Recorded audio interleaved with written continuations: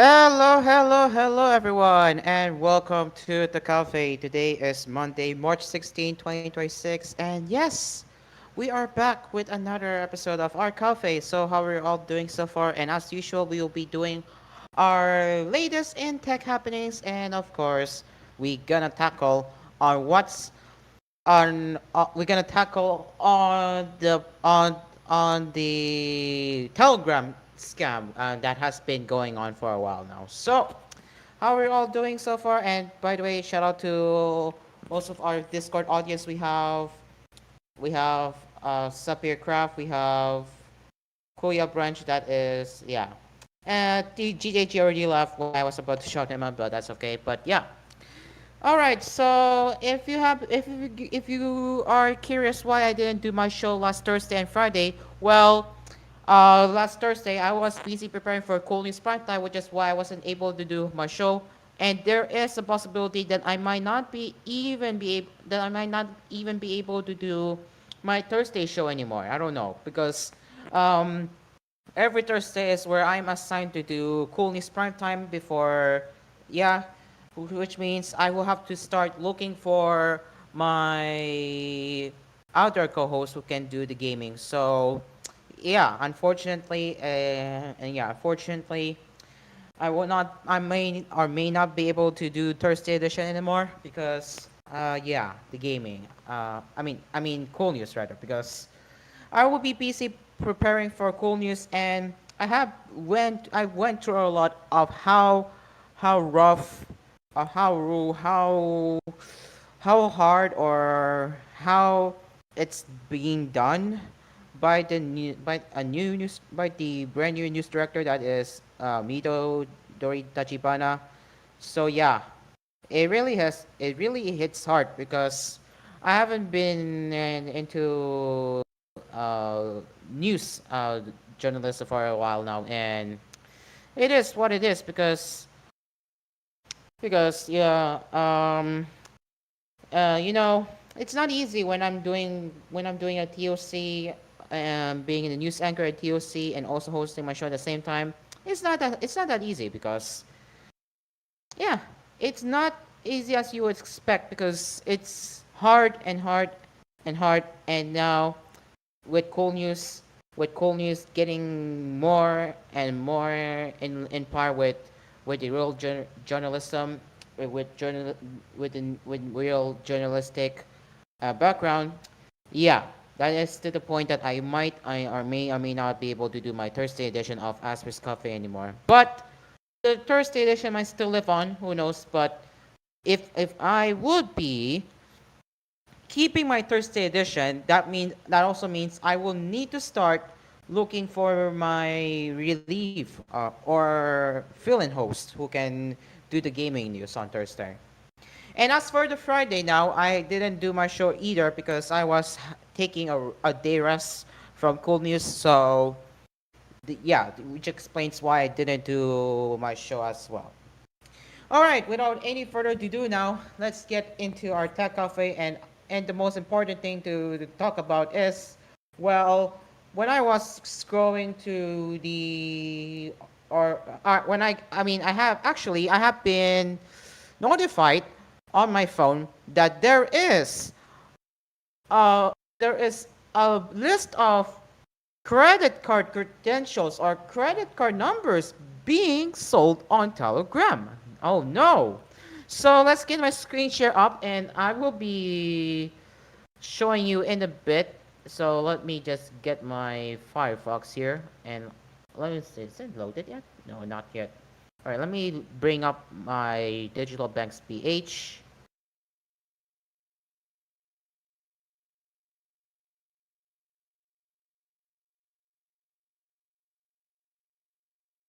Alright, I don't know where did the post go. I'm pretty sure it's still somewhere here.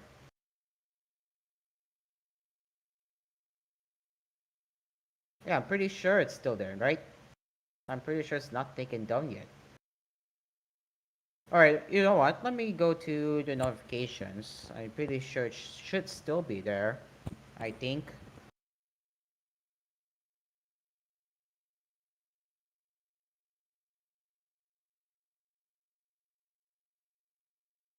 Oh, it's not here? What?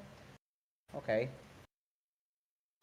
Alright, you know what? Let me just type Telegram and then I will be putting my screen share there. But anyway, we are live on Cool FM as well as on Cool TV, but and also on our Facebook, also on our social media pages via Facebook via TGON Cool FM Manila, YouTube on Cool TV, and Asphere's Cafe AspMedia. All right, so let's type Telegram. I'm pretty sure they haven't take the post down. All right, there it is. Telegram selling credit card numbers. So we need to talk a little about this one because this one is pretty bad. And I mean it. It's really bad. And this genuinely pisses me off when you know when you know shit's serious, huh? When you know that shit is really serious. So let's dive into this that further. So as you can see on my screen, you can see that according to an OP, there is an alleged channel that sells credit card numbers, and I was really disturbed. I was really disturbed seeing how it goes. And as for some reason, it looks like my Firefox is for some reason is acting sluggish. So okay, yeah, it's still loading. I'm not even sure why. I might have to switch to Brave browser if it's getting slow, or maybe for whatever reason my computer can't keep it up. Maybe if I switch to I don't know, wait, am I even logged into Reddit on Brave yet? Oh no, I'm not. I'm not logged in. Okay, I am not logged in there. But it does load images quickly. Let me just deal with the login for a while. But man, I like it. What I'm saying right here, guys. What I'm saying is really bad. Okay, yeah. What you're about to see is very disturbing. Yes. You can see for some reason the images load very slowly.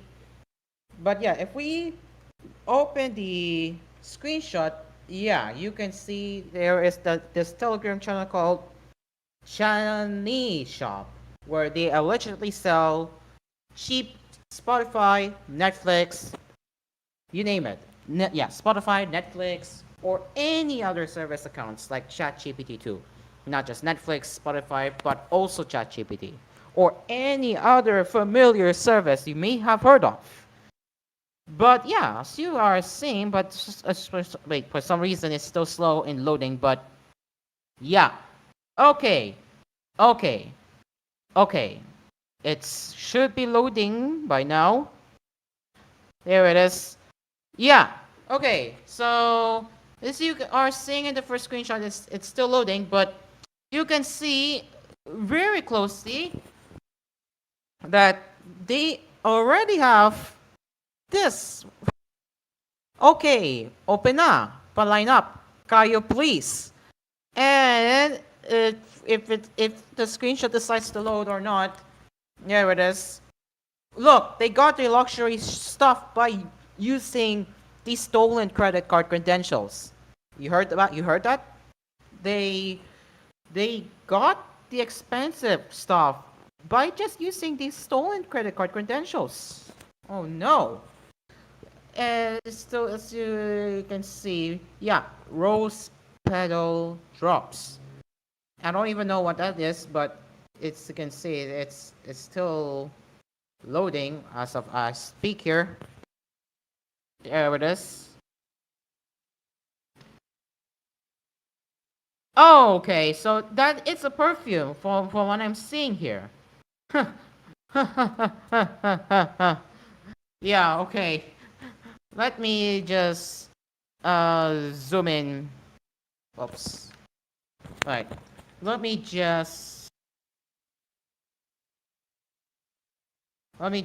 okay, so you can see She's asking if this is worth to steal. And yeah.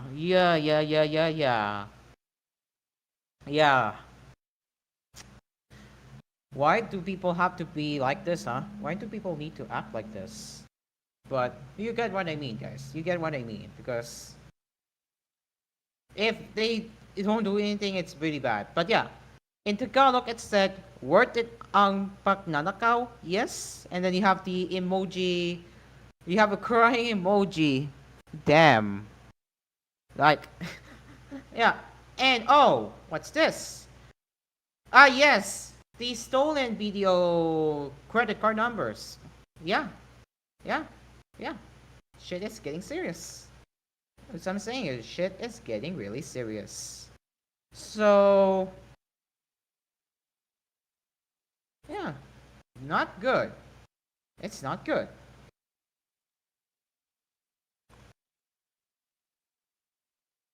And yeah, the second screenshot is still loading, so I might not waste any more time trying to get it to load on my Firefox. So let me just switch to the Brave browser, which I'm still in a sign out state as I'm saying right now.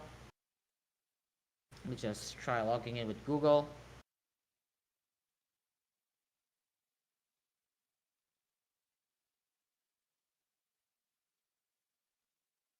So I can admit that the Chromium browsers perform better than Firefox when it comes to loading images. Because Firefox, yeah, I I really want to go back and use Firefox as my main browser, trying to shift away from Chromium, but I can't because yeah, there are still some rough edges from what I am seeing on Firefox.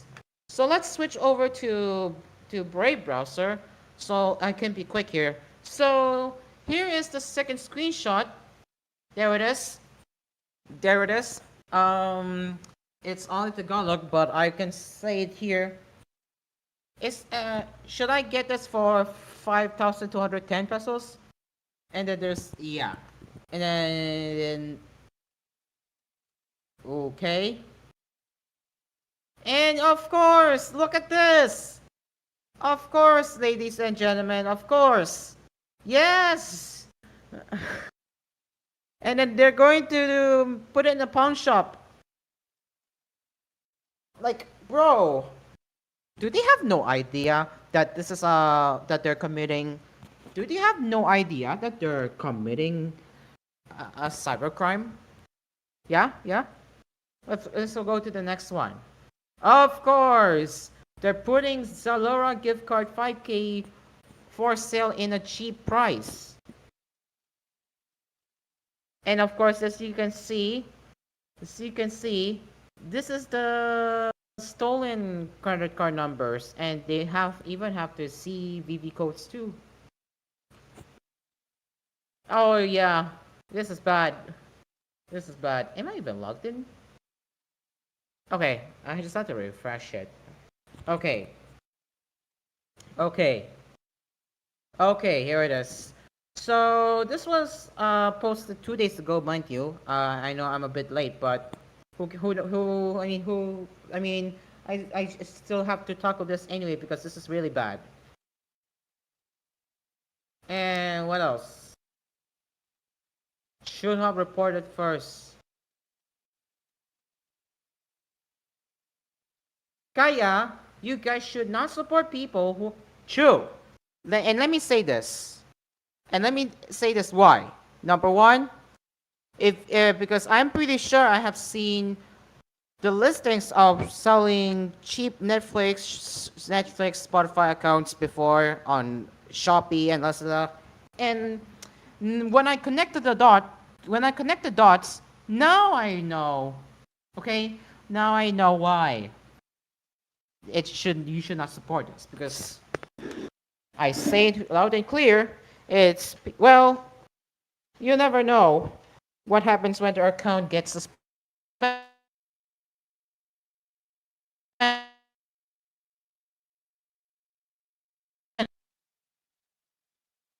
I mean, what I'm saying is that you'll never know if you get violated, for when you get suspended for violating terms of service, right?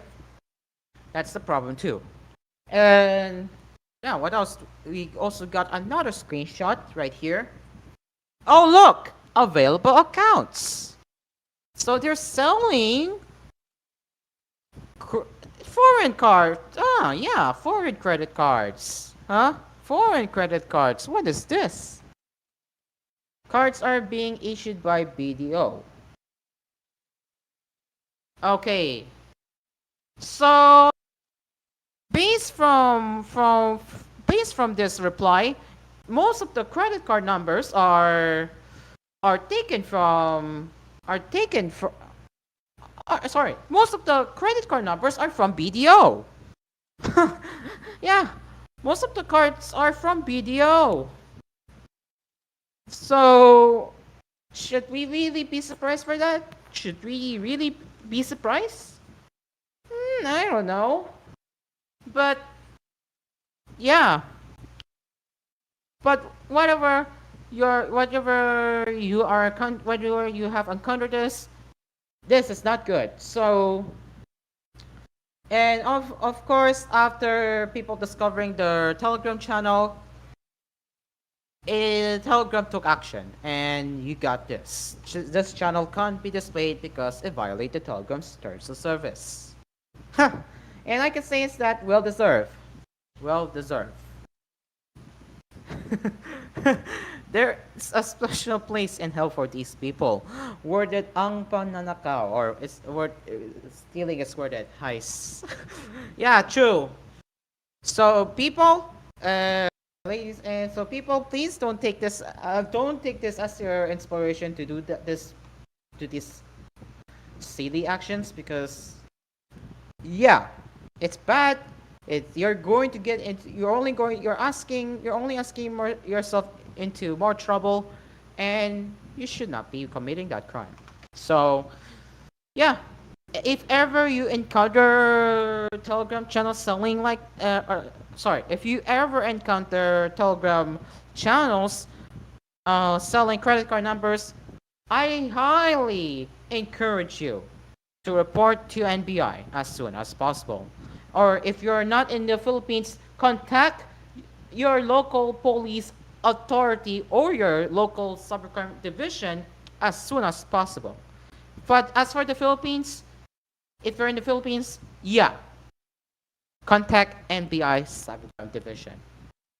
Don't wait, because there are people that can run away and later they can't trace it. So don't wait. You have to start taking action by contacting NBI Cybercrime Division, or if you're not in the Philippines, at least contact your local cybercrime division. So yeah, thankfully Telegram already took action, and I'm pretty sure by now they're not around, but they may still be around, but eventually they will be traced down. Mark my words, ladies and gentlemen. Mark my words. They're going to be traced down. The moment when I say this, and I mean it, because no one will tolerate their actions, huh? No one will. They won't. Alright, it is now 6:51, and I also have one more thing before we head over to commercial break. Let me just find what Mido sent me, because Mido has contributed to my cafe, and that is something with Buzzfeed. So let's see if I have it up here. There it is. So yeah, according to CNN, Buzzfeed is in substantial doubt to continue as a business. So this may or may not be a good news, rather, or this may not be a good news as it seems. So let's get the CNN article up. There it is. So let's restart my screen share, and then yeah, we will be tackling this as well.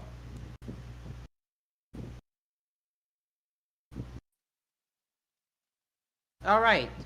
So in its earnings report released Thursday, or last Thursday rather, BuzzFeed said it has engaged in strategic conversations about relieving its liquidity issues. So the founder and CEO Jonah Peretti said, "We believe there is a gap between the value of our individual assets and our market capitalization that suggests significant unrecognized upside." And Omer said in the earnings statement, "We're exploring strategic options to complete the work we started years ago and position the company to operate profitably on a sustainable basis." So, Peretti gave a hint on what that could look like in a statement. In 2026, our focus is demonstrating the value of our brands, studio IP, and new AI apps to the market. So, yeah, whatever that means to BuzzFeed would be, well, are they shifting from are they shifting from being a viral content hub to working on AI? We don't know. So whoever whatever happens may happen. So yeah, I can't say much about BuzzFeed, but there you go, guys. So, what are your thoughts on BuzzFeed being in substantial doubt where if they can stay in business, and what do you think is gonna happen to BuzzFeed? I will love to know your thoughts in the comments down below.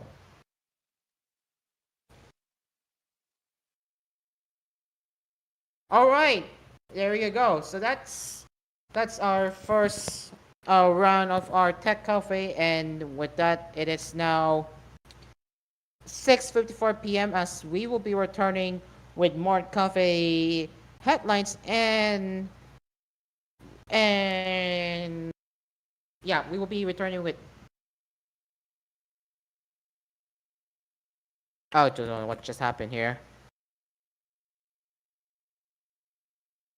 Let me see. Oh no, my earbuds died. Anyway, we will be returning with more tech cafe headlines right here on Asphere's Cafe. But let's shout out to our family sponsors. We have Del Sound, MSA Gatas, Kapinoy Coffee, Melody Mart, and Always Grocery. We will be right back after the break. Stay along with us.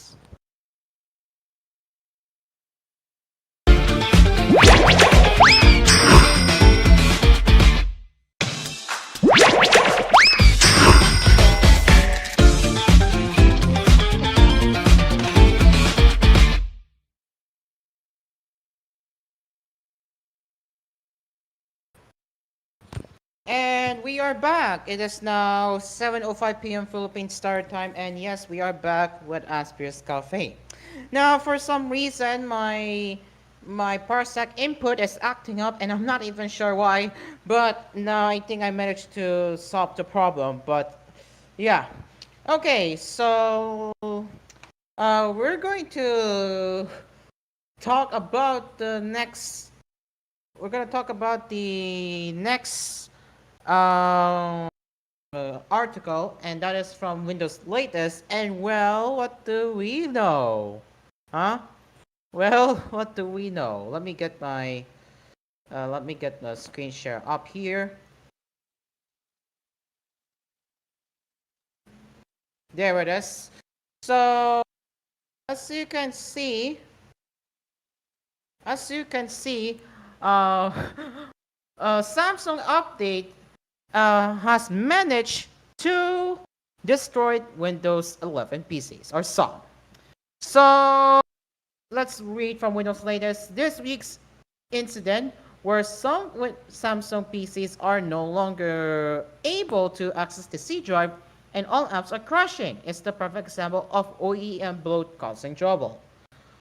So this is a good reminder that if you buy a new PC, especially the one that comes with OEM bloat, you should consider reinstalling Windows 11 using the Microsoft image. The general consensus is that Microsoft is at fault when something goes wrong with Windows 11, and it's a fair assumption. Microsoft's reputation is at an all-time low, so if something breaks on Windows 11 installations, it's easy to assume it's the Windows giant's fault. Well, this is not the case. So, around the same time, Samsung Desktop and Galaxy Book owners started reporting that they were no longer able to access the C drive, which appeared to be blocked. As a result, apps installed on the drive could not be opened. Moreover, some basic Windows operations, including fingerprint login, also stopped working due to the issue. So, in the research, Windows latest found that the first complaints date back to the second half of February when no Windows updates have been released. The issue may be. Oh, it lagged here. Anyway, so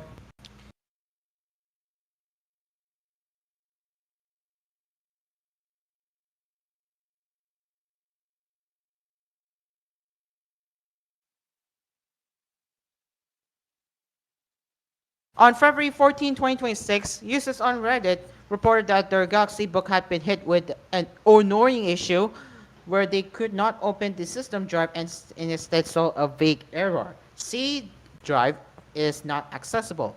Access is denied. So one user tried to investigate the problem and traced it to Samsung Connect. These apps are mostly pre-installed on Samsung PCs or downloaded through Samsung software.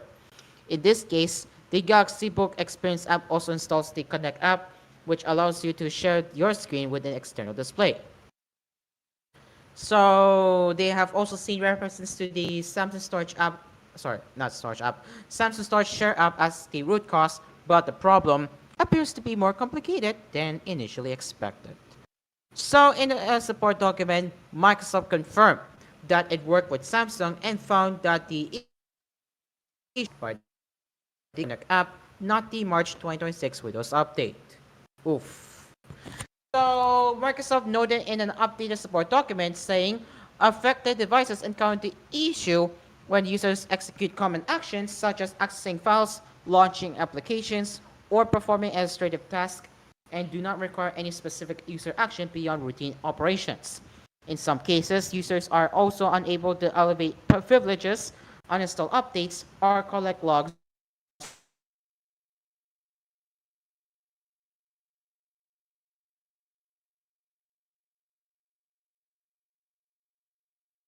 to some users have suggested that Galaxy Connect itself may not be the only problem, as the issue could also be linked to firmware or Samsung's factory image. Windows latest understands that some Samsung firmware images may contain broken drive permission data in the background. So the system may appear to work normally for a while, but when Galaxy Connect or related Samsung sharing services interact with those permissions at the root of a C drive, Windows may encounter a bad configuration and lock to drive. So this also explains why early reports pointed to storage share folder, or similar Samsung tools. They may all be part of the same Samsung ecosystem around device sharing and folder access, so users likely notice different names depending on what was installed, updated, or visible on the PC. Microsoft believes the issue is linked to the Galaxy Connect app and has already pulled the app from the Windows Store. While the issue affects only Samsung apps or devices, it's a reminder for all users that OEM software can cause problems, and you should always consider reinstalling Windows 11 from Microsoft's official ISO file. Most enterprises follow the same strategy, as it's also recommended by IT admins. So there you go. If you thought that Microsoft broke the update for Samsung devices, think again, because Samsung is clearly at fault for not checking the update properly, and yeah, now we know. So yeah, there you go. What are your thoughts on on this one? If you have a Samsung device, because as much as you want to hate on Microsoft, this is more on this is more on Samsung's skill issue. So take note as you may will. All right. Now let's move on to the next one, and this time, this is really crazy, or pretty crazy, because Microsoft is using AI slop. Yeah, I can now call it Microslop to promote Windows 11 features, and it's painfully obvious. So, if you look at the headline image, yeah, made by Copilot with the arrow there. Yeah, look at that. You can see that the desktop, that the desktop, their desktop is AI generated. Like, it didn't even get the edge icon right, and heck, the Chrome icon is off looking too. So let's read. Let's read this, because this one is very pretty. I should say this one is very spicy to read. So as of writing, Microsoft has a market cap of around $3 trillion, and the company is more than equipped to hire A-list celebrities for its promotional materials, which is true. But even then, at the time when Windows 11 is despised for the excessive AI push, the software giant decided to use Copilot to generate creative images with people in them, all in the name of showcasing the OS features. Microsoft has a dedicated Windows Learning Center page, which will be we will browse in a bit, where the company puts out a bunch of explainer and how-to blogs about several features in Windows 11. By late 2025, Copilot got ChatGPT's power image generation capabilities, which was when Microsoft experimented with using AI-generated images in these blog posts. Windows latest first noticed the tag AI art created with via Copilot as a caption under the embedded image and almost all blog posts in the Windows Learning Center in 2026. The decision to include AI-generated images isn't uncanny for Microsoft, even for blogs meant to promote the built-in tools and features in Windows 11, considering that the company uses every chance they get to let the average Windows user know about Copilot. So, to be fair, the header image or feature image in these blog posts does not use AI, at least they hope so, since AI generated images have become indistinguishable nowadays or these days, and Microsoft doesn't explicitly mention the use of AI under these header images. So, if you open any recent blog in the Windows Learning Center, scroll down a bit and you will see an AI generated image of the particular feature being used by, you guessed it, an AI generated human. Even if you didn't catch the AI-ness of the image, Microsoft pretendlessly added the tag AI art created by Copilot. Of course, this is not a tech startup that can afford to hire studio space or models to shoot promotional images of people using their services or features, rather. This is Microsoft, and the tagline under these images is most definitely an ad for Copilot. Sure, any company has the right to promote its products, but Microsoft isn't in a position to do so, as the company's AI efforts went too far, and social media has developed a deep hatred towards both the company and Windows 11. At a time when Microsoft is getting increasingly mainstream, Microsoft decided the best way to promote Windows features was by showing off more AI. Or there is an even better reason for Microsoft to avoid using AI to generate promotional images, which is that Copilot can hallucinate. So, you can see the Windows 11 widgets look really off. And how does it even work, right? Yeah, yeah, you can see the Windows 11 taskbar, but the, the Windows 11, the Windows 11 that it widgets does not show like that, huh? It should not show like that at all. I know, if you ask me, it does look off. So let's go back. And if you look at the screen, if you look at the screenshot, yeah, this is exactly how the widget board should look like, while the Copilot got it all wrong. So there is no denying that the blog posts in the Learning Center are useful, but the hatred around Copilot can't be denied. And when an unsuspecting user sees the AI tag, the first thought that comes to their mind would be a negative one that reinforces what they may or what they have already seen or heard on social media, and there the odds aren't in Microsoft's favor. Whoops, you saw nothing. You saw nothing. Anyway, um, Microsoft's reputation is at an all-time low, and people are using every chance they get to switch to or from Windows to Mac OS or Linux. While Linux is reserved for advanced users, Mac OS was an instant dream for many because of the Apple tax. And as we all know with MacBook Neo, we all saw how MacBook Neo went, and I hate to say this, but if you don't like MacBook Neo, well, MacBook Neo sales are doing well right now. There's no denying that, huh? So so on the opposite spectrum, Microsoft is getting trashed online, so much so that fake stories, which we did cover it last Friday, that say the company banned the entire Microsoft in-store reviews are still believed by the public despite us debunking it. Yes, Microsoft has promised to fix Windows 11 with real performance improvements, long requested features, and less AI push. But escaping such deep-rooted backlash isn't easy, and it doesn't help when Microsoft decides to favor AI in place of human creativity. The only way for Microsoft to become a consumer love brand is by promoting human creativity through Windows and Windows PCs, something that Apple has mastered for its own products. For example, Microsoft's Clip Jump is nothing compared to the likes of Apple's iMovie, which is free, by the way, unlike Microsoft's video editor that restricts features with a freemium model. Let's not forget, speaking of Clip Jump, let's not forget that the 1080p exporting was once locked behind the paywall before they made it free. Yeah, let's not forget that. So Microsoft can start supporting creativity by first removing AI features that question the ability of humans, like the obvious Copilot button in apps such as Notepad and Paint. As Nike likes or promotes athletes, Microsoft can make Windows better suited for creators.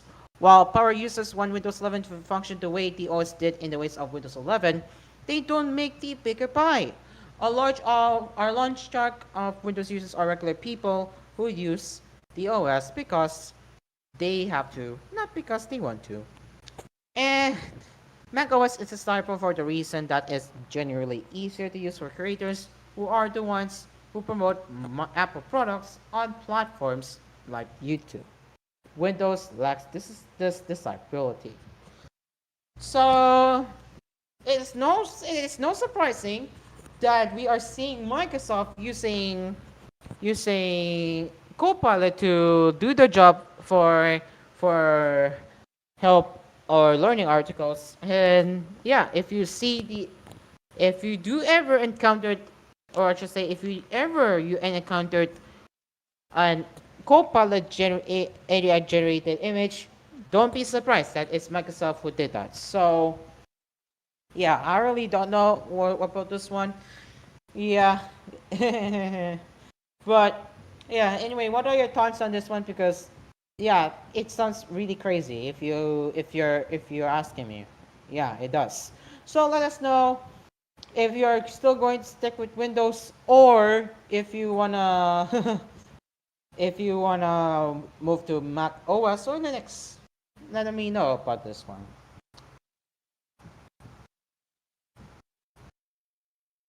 Okay, with the two now done, let's head over to the rest of our tech headlines, and I'm going to be looking for one right now. Let me see what's yeah, okay. Smartphone news, we'll save that for the last round later. Before we end the cafe, we'll save that for later.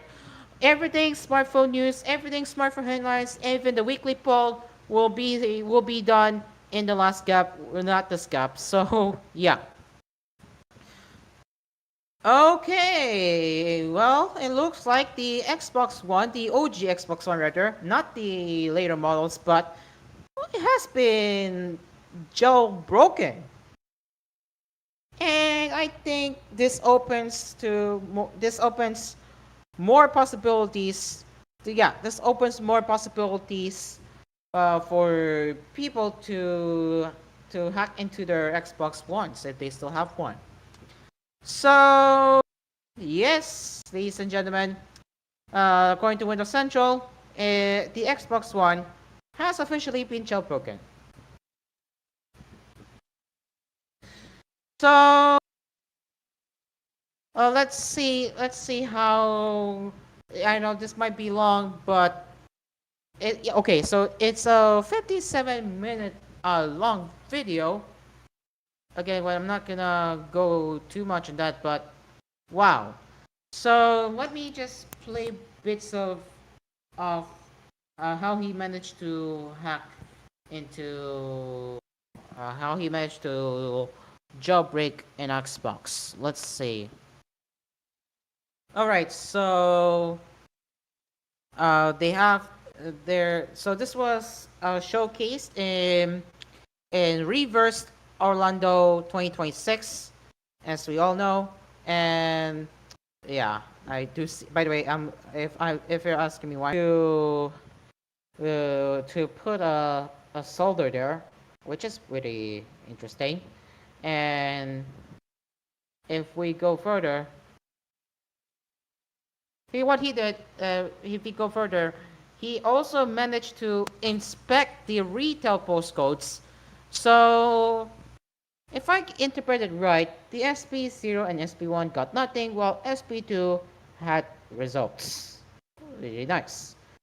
Now let's play a little footage of how everything is done. So I will let him speak for himself with this one. Those little yellow lines where you're seeing wiggling, those are postcodes being enabled. Normally that line should just sit flat the entire time. You can see me zooming in on my voltage glitch. And then shortly after, you see postcodes come wiggling out. I'm booting the system hundreds of times right now. And so this was a really critical moment because what it made me realize here, we got stuck. Okay. If we go further, if we skip to this section, so what he tried to do is to get the thing or get the motherboard to work, or by glitching it out, or what he did was basically glitching the motherboard. Let's see what he has to say there.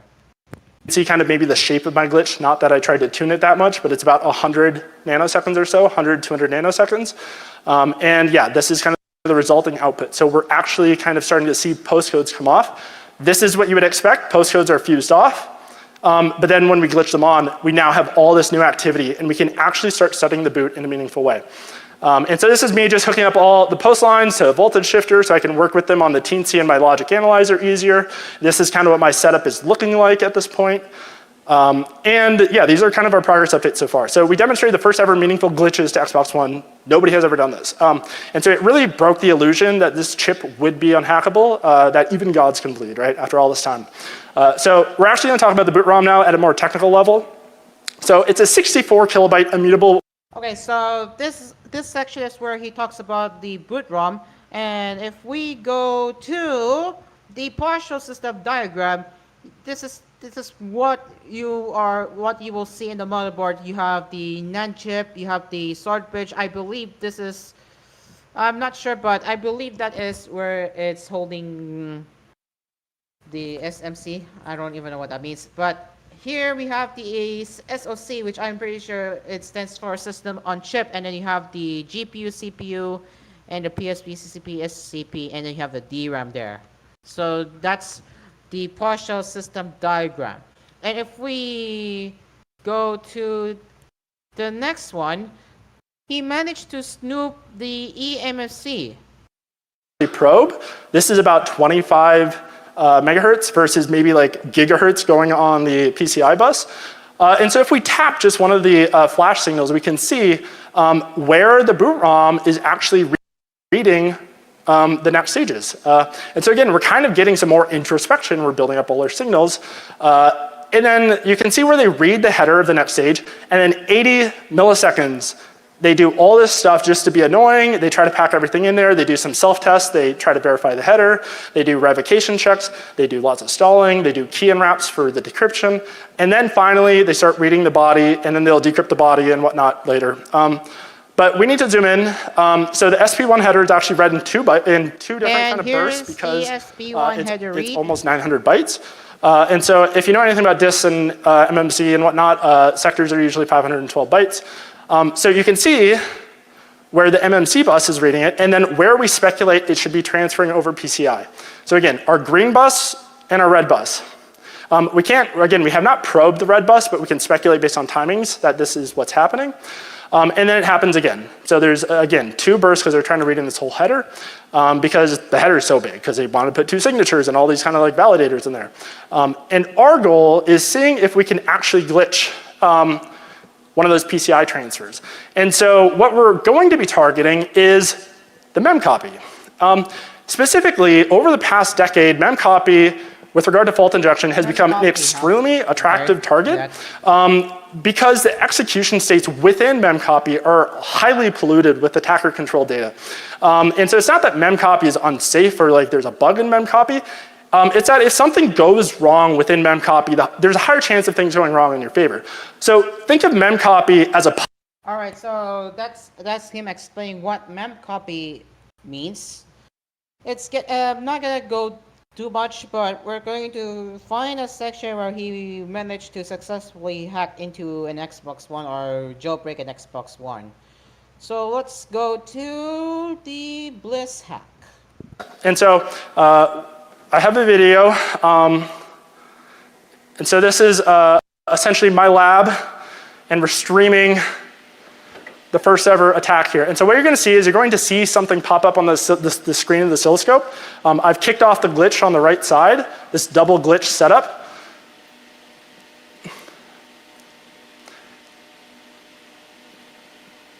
The spooky lab. And essentially the glitch landed, the double glitch landed, and we dumped all of the E fuses.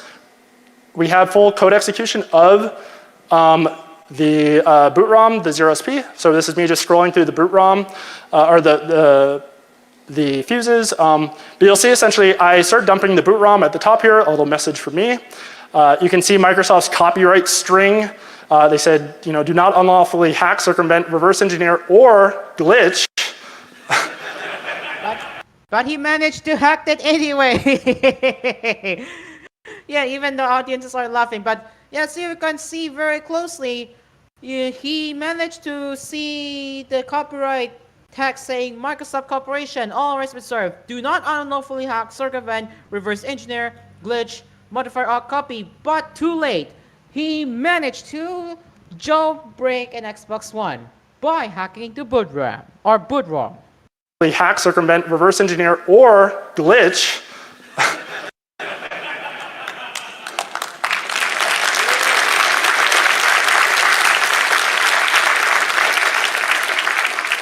And then all the things I'm scrolling through are essentially me driving the crypto engine to decrypt all of the later stages. So we can decrypt 1SP, 2SP, the 2BL, the streaming crypto processor firmware. We have access to everything. We can patch everything. We can decrypt everything. We can boot anything from the boot ROM down. And so this is just a picture in case it didn't, the video didn't work for whatever reason. And so, You're right. So there you go. You just saw how the Bliss hack is being done. And if we go to the presentation now, you can see there are many, or I should say, 4 steps. So you got glitch to skip MPU enablement, which allows USR to tamper with supervisor memory, which also gives RWX for free. The second option, and you have glitch to hijack PC as USR, which jump USR into partial SP1 header and read in. The shellcode executing as USR, which can carefully corrupt save supervisor registers because MPU is off, and execute supervisor call SPC0 and hijack supervisor execution via corrupted LR. And finally, it achieves a binary code execution as supervisor during SPO or SP0. and no higher privilege on the entire system. How cool is that, right? And if we go to the logical breakdown of the boot ROM and SP0, so this right here is where he managed to hijack the fetch SP1 header. And you can see that uh, these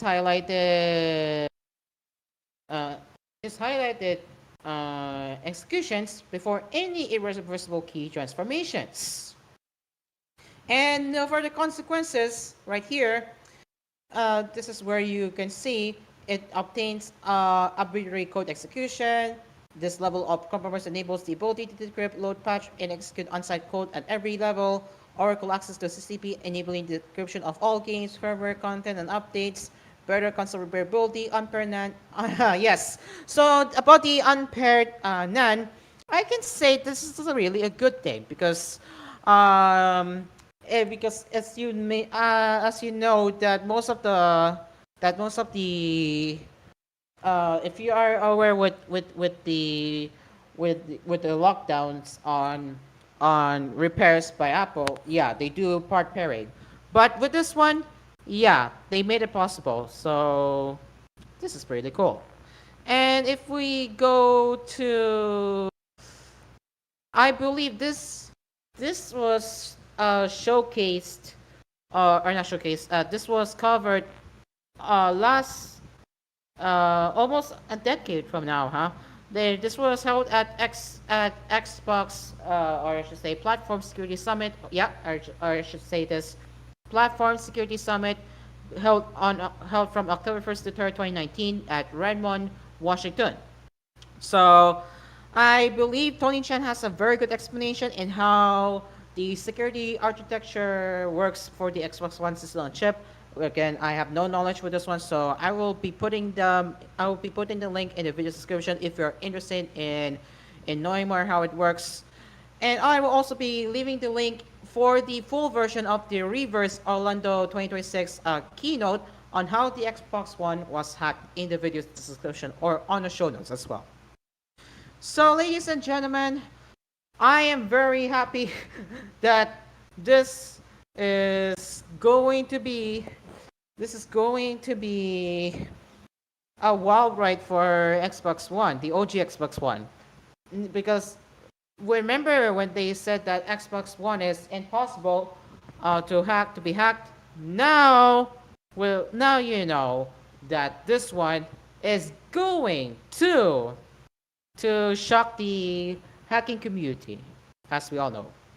So right, so personally, again, I would say I am very excited for this development because this will allow hackers to dive deep into how the OG Xbox One was done, and yeah, I am genuinely very excited for that one. So yeah, let us know in the comment section down below on your thoughts on this. Okay, so now some Altman outlines of okay. I don't know if this is about the greedy OpenAI CEO or the delusional CEO rather. Okay, okay, yup.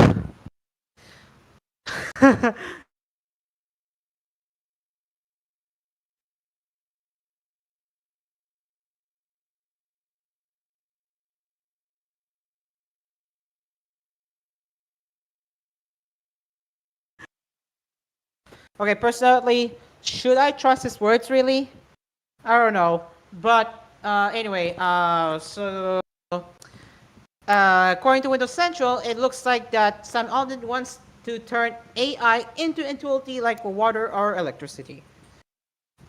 God save me from this one, huh? But uh,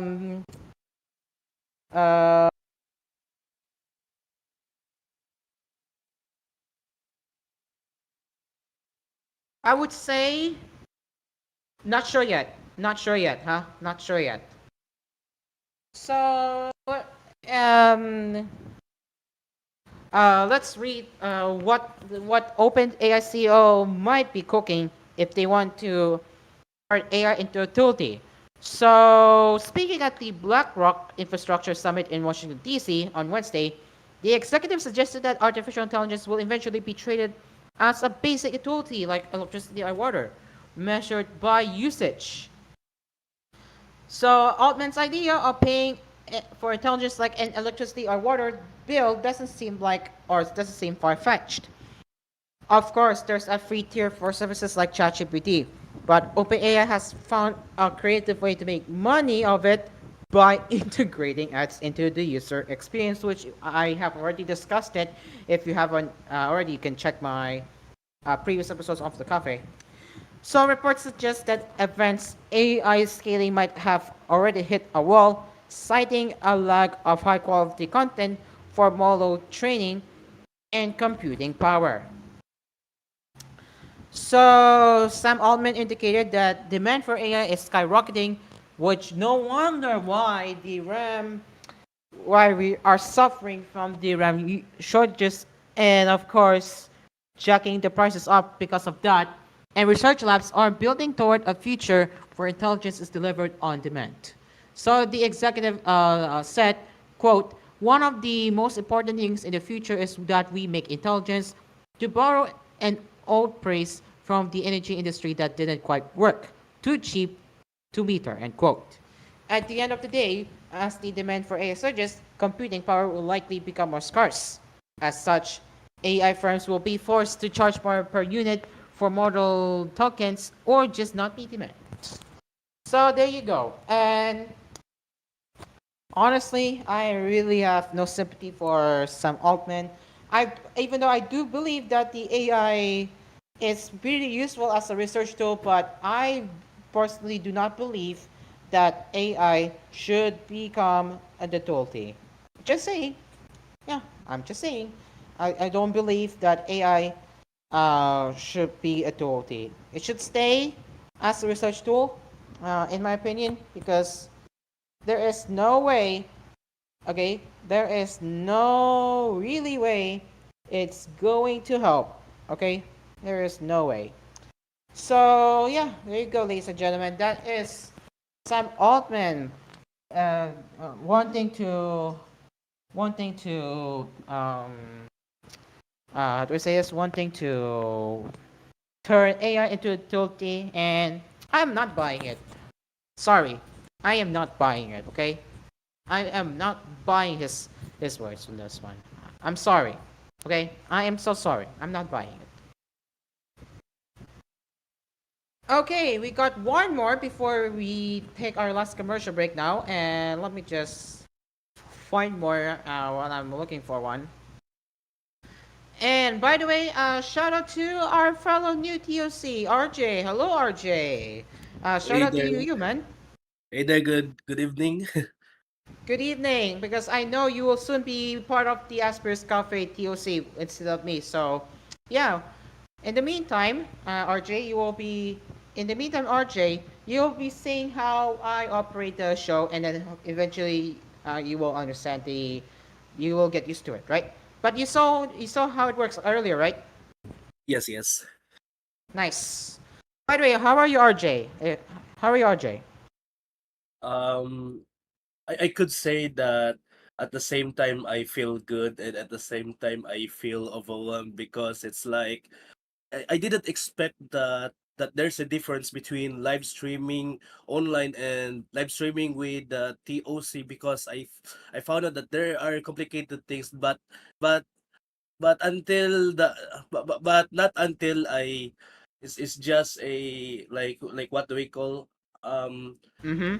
yeah and whatever, anyway, so we will see you next day or something. Yeah, but by the way, Cairo, thank you for inviting me as your TOC, and You're welcome. yeah, thank you You're very much. welcome. You're welcome, RJ. I really appreciate it. And yeah, that's our newest TUC member, which will be assisting my show and soon the Dreamy Show. So again, I believe starting tomorrow or Wednesday, he will be operating my show. Am I right? Am I correct, RJ? Yes, Cairo, of course. Right. So yeah, there you go, ladies and gentlemen. Let's give applause to our newest TOC member. It's because once again, tomorrow Wednesday, he will be helping out on operating my show instead of me because I'm the host. Because currently I'm the host and TOC at the same time operating my show, but thankfully with the assistance from RJ, or the newest TOC member, he will be helping me out on operating Asphere's cover. So yeah, it's a pleasure to meet you, RJ. Nice to meet you, Yes. man. Yes. Thank you very much. Nice to meet you too. I see you're excited too, right? You're excited, right? Yes. All right. All right. If you want to stay, feel free. But I will be covering one more before we take a break, and that is with Meta laying. I don't know if this is paywall. Let's just make sure it's not paywall because I've been hit with a paywall before. Okay, so if it all goes well, we can talk about this one. So it looks like Meta is reportedly laying up to 20% of its staff. According to Reuters and The Verge, Meta is looking to offset spending on AI and data centers from a massive round of layoffs. Sources familiar with the matter say the company could lay off as much as 20% of its staff, eliminating roughly 15,800 positions. That will be the largest series of layoffs at the company since it terminated 22,000 workers over just a few months between November 2022 and early 2023. Word of the potential downsides comes as Meta signaled that it was all but giving up on VR and the metaverse, slashing budgets and closing studios. Instead, the company has been spending big to attract AI talent, build data centers, and acquire companies like Mobbook. Amid all this, the company has also repeatedly found itself in hot water over its smart glasses, chatbots, and its impact on teens. So when The Verge asked for comment, Meta spokesperson Andy Sto said, "This is speculative reporting about theoretical approaches." So, yeah, while the company is going all in on AI, but they're cutting back on non-AI divisions. So, there you go, ladies and gentlemen. Um, if you're not working in AI, there is uncertainty that's gonna strike you. So yeah, there you go. I wanna know your thoughts in the comments down below because yeah, if you are working in Meta right now, how does this affect you? I would love to know. All right, it is now 7:45 p.m. and now we will be taking our last commercial break now as we will be getting into our smartphone weekly poll and along with the results from last week and this week's smartphone weekly poll plus all of the smartphone headlines you need to know right here on Asphere's Cafe. Stay along with us as Asphere's Cafe will return after the break. We will be right back. Stay along with us.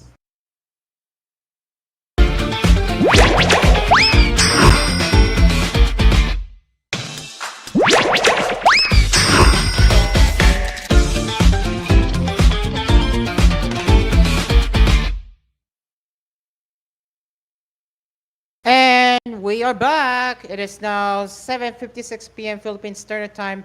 And now let's continue with our our tech cafe sessions right here on Asphere's Cafe. Okay, so let's get into we are no RJ, we are already back.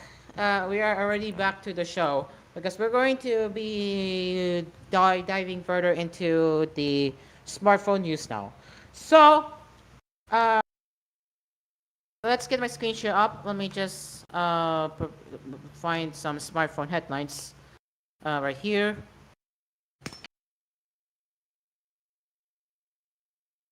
Wait a minute. Weekly poll.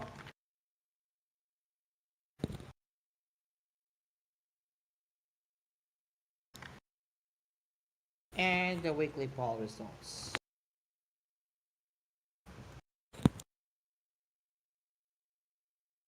Okay, let me just zoom in there. All right, let's get a screen share up now. Let's get a screen share up now.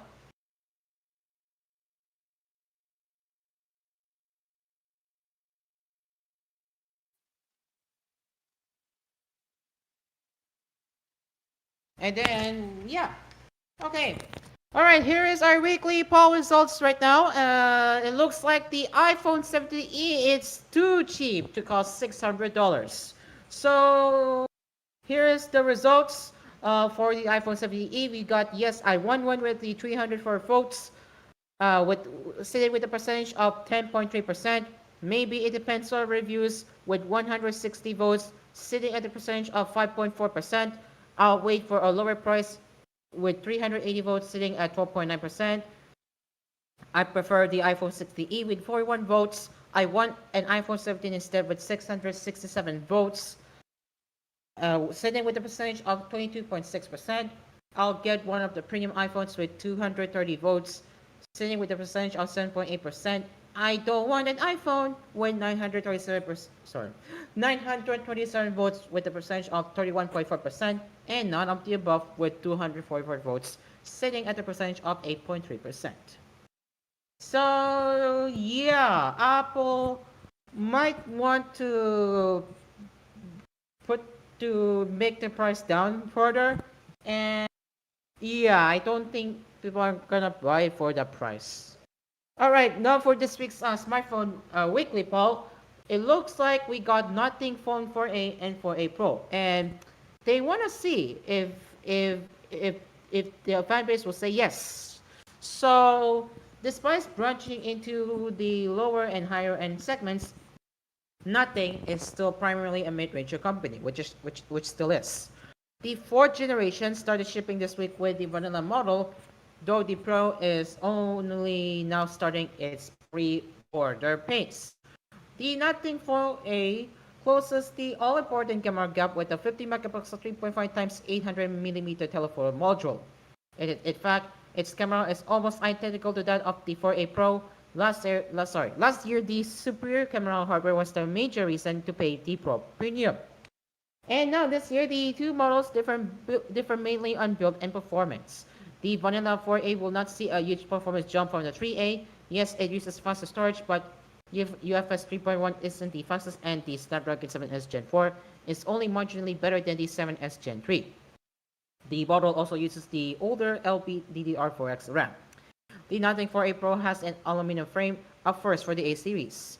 With this and the graphmetric display on the back, it looks more like last year's Phone 3 flagship than an A series model. The regular 4A has a plastic build, but it still is solidly built. The other thing that the Pro has is a Snapdragon 7 Gen 4. This brings a more tangible upgrade to performance, especially in graphics.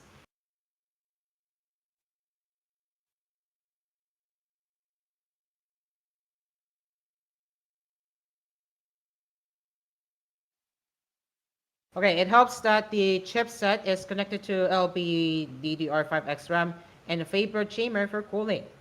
Now, there are few other devices, but the build and the chipset will be the key factors when deciding between the Nothing Phone A and the 4A Pro. The graph designs are quite different. The 4A has a simple bar, while the 4A Pro has a dot matrix display. So for the price comparison for the Nothing 4A and 4A Pro, here are your prices for each respective regions. For Europe, it's gonna for the base model being the 8 gigabytes and 128 gigabytes of storage. The 4A will start at 350 euros. The UK being 350 pound and 32,000 Indian rupees. And the base storage for the Phone A Pro, or the price rather, it will be around 480 euros, 500 pounds in UK, 40,000 Indian rupees, and $500 in the US. Yes, the Phone A Pro will be sold in the US. Yes, for the first time, it will be sold in the American market.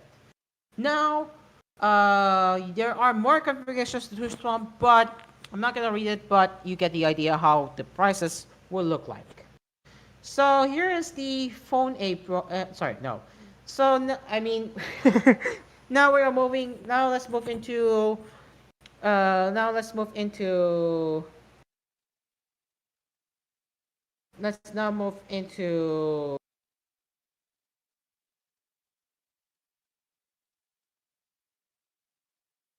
Hold on. Hold on.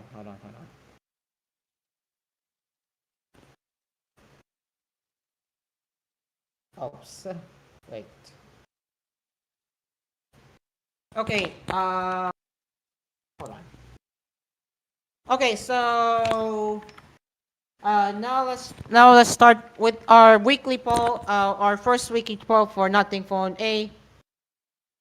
And well, uh, here are your options for Nothing Phone A. What do we have? Will you buy the Nothing Phone A? Yes, I want one. Maybe it depends on reviews. No, not at this price. I want the Nothing Phone for a Pro instead. I prefer a Nothing phone. There are better mid-rangers out there. I don't want a mid-ranger and none of the above. Those are your options for the Nothing 4A. Now for the 4A Pro. Pretty much the same, but it's a bit different. So you got I want the Nothing phone for it instead. Uh, yeah, pretty much it's pretty identical to the first poll, but yeah, either way you have your options for the Nothing phone for a Pro. So ladies and gents, that's the weekly smartphone poll for this week. And now, will we be going out to buy phone 4A or phone A Pro, or will you be skipping them? Vote now in their website or vote now on GSM Arena's website.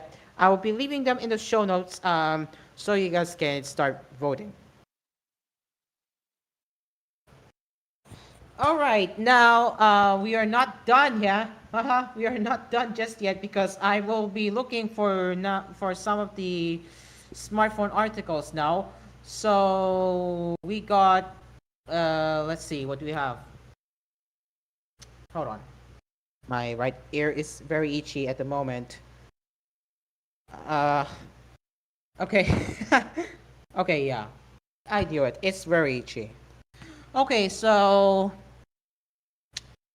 we got I'm finding one. By the way, of course, I don't know if there are anyone actually watching my Asphere Cafe AskMedia live stream right now. I don't know if Tongo's actually watching it because yes.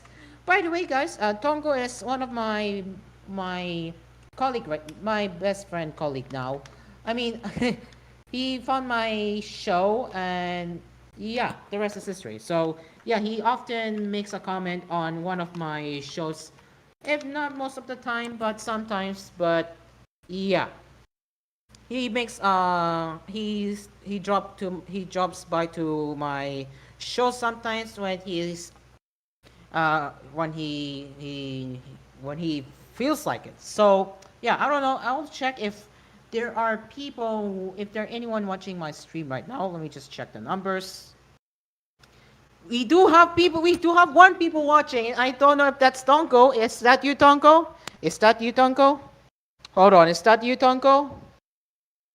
It's you. It's you, Tonko. Hello. Hey, Tonko. Hello, Tonko. Welcome. Hey. Hello, Tonko. Alright, so let me read the live chat comments from Tonko. Nothing phone, heard of that before. So he saw a vid by Mr. Who's the Boss. Oh yeah, so about Mr. Who's the Boss, I don't watch him anymore as I used to back then because my watching how do I say this? My watching the way how I watch videos has shifted drastically. So I only watch Gamers Nexus. I only watch some other gamers. Who else? Fosi, Vex. Um, I forgot the others, but I know the other tech YouTubers I usually watch every morning.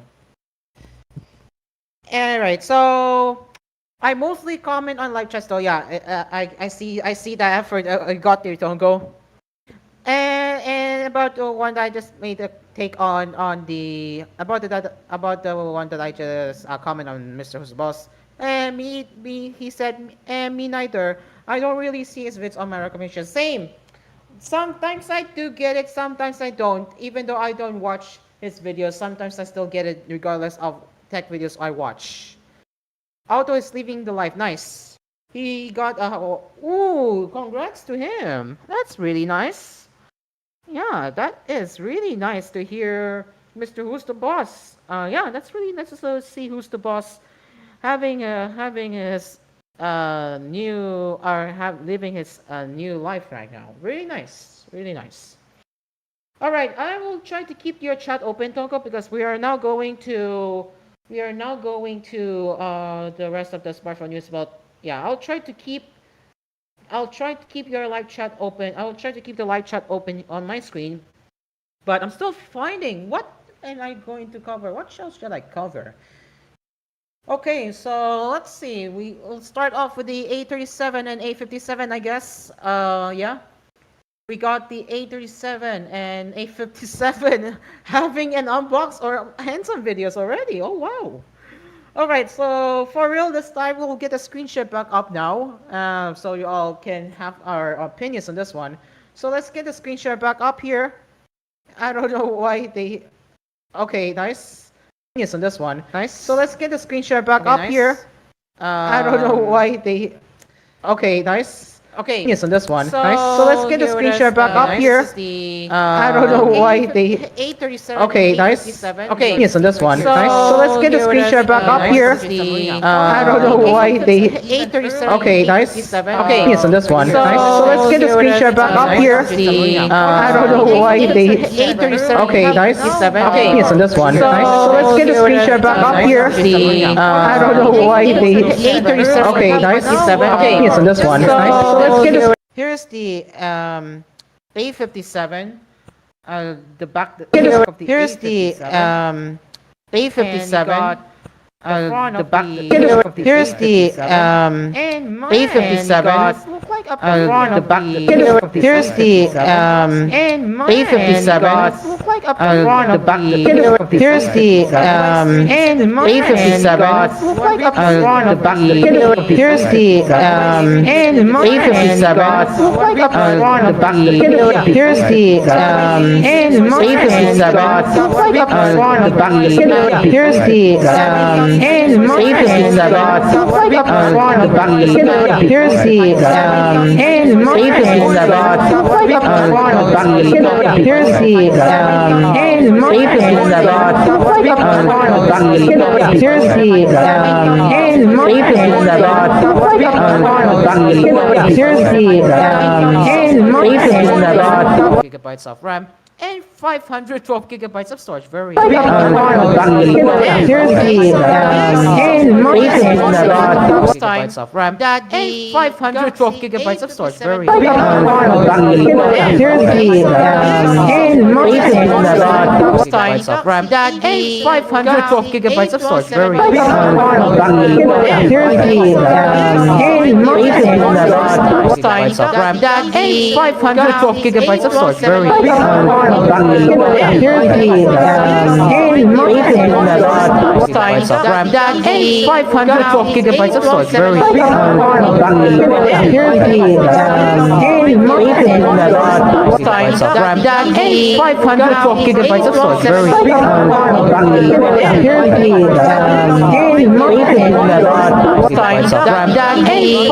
gigabytes of RAM and 512 gigabytes of storage. Very good. Here's the gigabytes of RAM and 512 gigabytes of storage. Very good. Here's the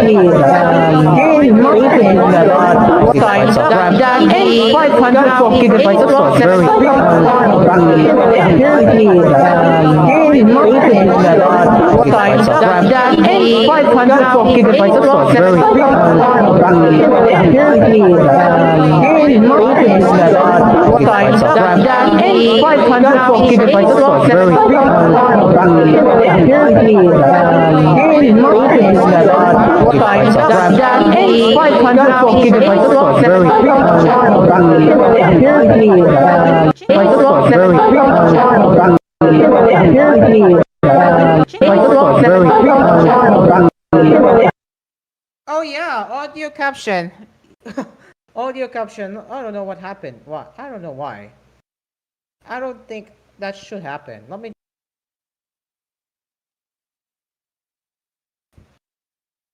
Okay. Hello? Hello, hello, hello?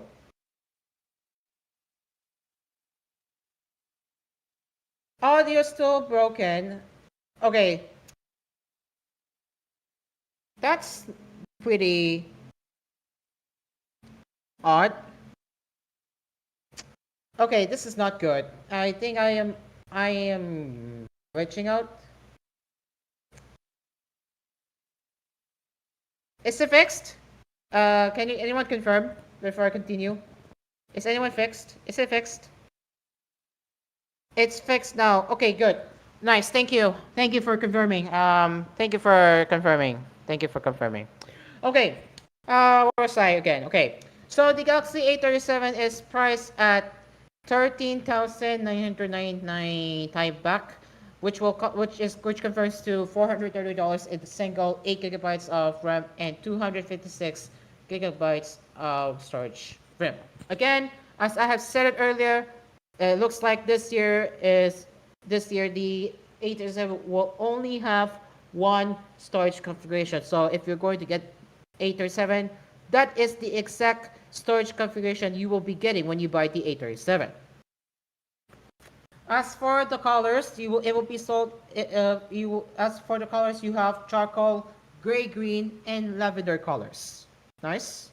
All right. As for the specs now, the A57 is expected to feature a 6.6-inch AMOLED, Full HD plus 120 Hz alongside the Exynos 1680 chipset, 6, 8, 12 gigabytes of RAM. Okay, so they do have multiple configurations and 128 and 256 gigabytes of storage. The phone should have come equipped with a 50 megapixel main camera, 12 megapixel ultra wide, and a 5 megapixel macro camera. I will need to teach my new TOC so they cannot control it for now. So, uh, excuse me. They're also expecting a 5,000 milliamp battery with 45-watt charging. The Galaxy A37 is rumored to offer a 6.7-inch AMOLED screen, a 50 megapixel, 8 megapixel, and 5 megapixel triple rear camera setup.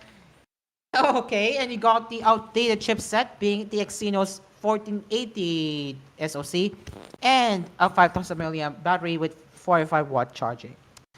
So there you go. That's the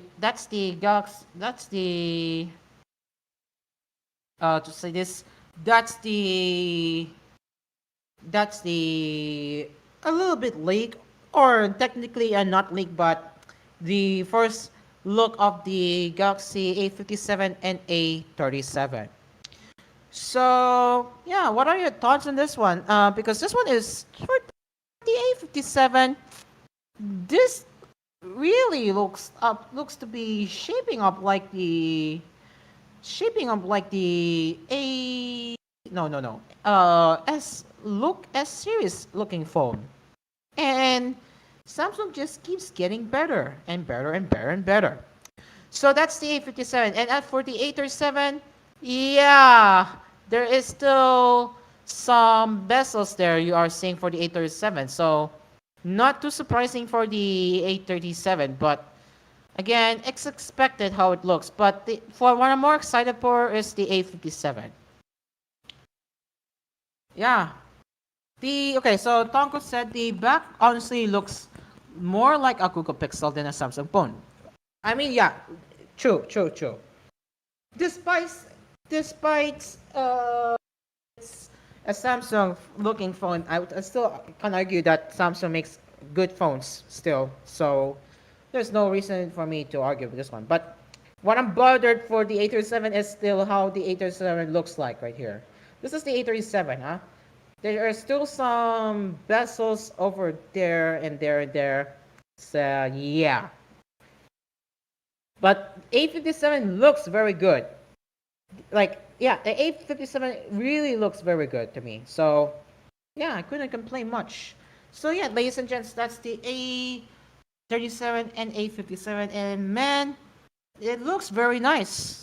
I cannot say much, but I can say it looks very, very nice. Okay, so apparently, according to my new TOC member, it looks like there's a problem with the Rust test or any test. I have yet to confirm that if that is true. So let me see if there are any issues. Uh-oh, I think I'm losing control of this parsec. Let me just connect to parsec again. Is the CPU acting up?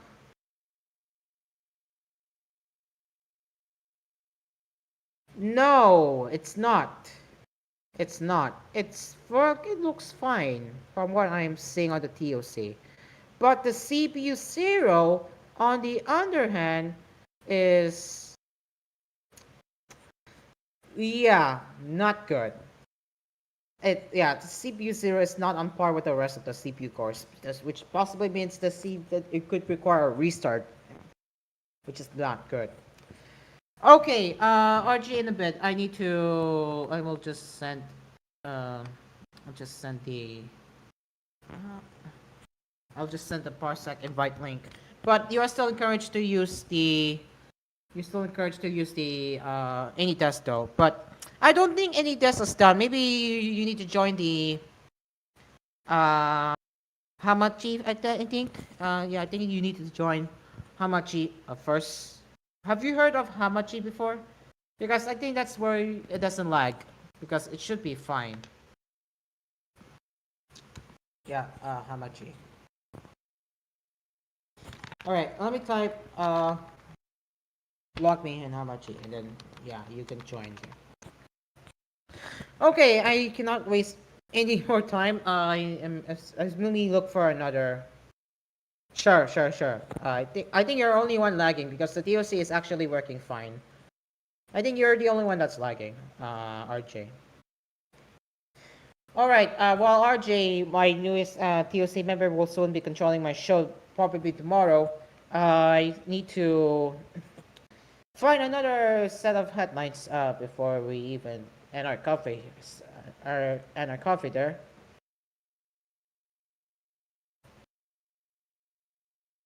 Hamachi. Well, it's basically, yeah, something like that, Tonko. Something like that, Toko. It's where you can.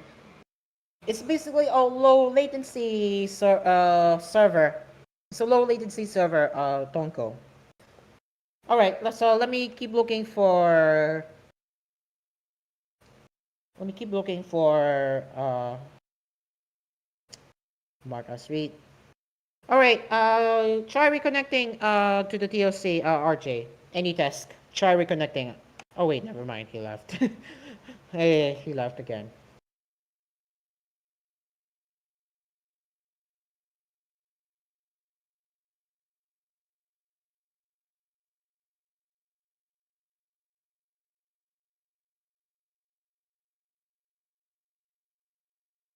Okay, so this one just came into me recently. This one just came recently to me.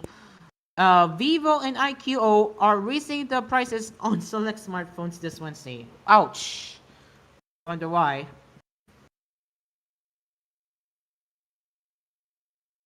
Oh man. And then we got. I already covered the A57. All right, RJ. Okay, RJ, are you hearing me? If so, RJ, try reconnecting to the TOC AnyDesk. If it's still lagging, that means you're lagging. So our TOC is fine. It's just uh, the unfortunate lag. But I don't think. I think you should be fine connecting to Rust test as your last option. Excuse me.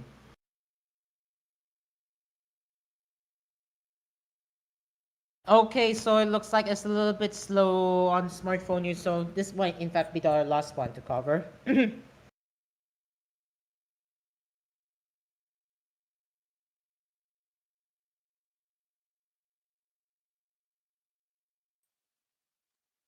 Okay, so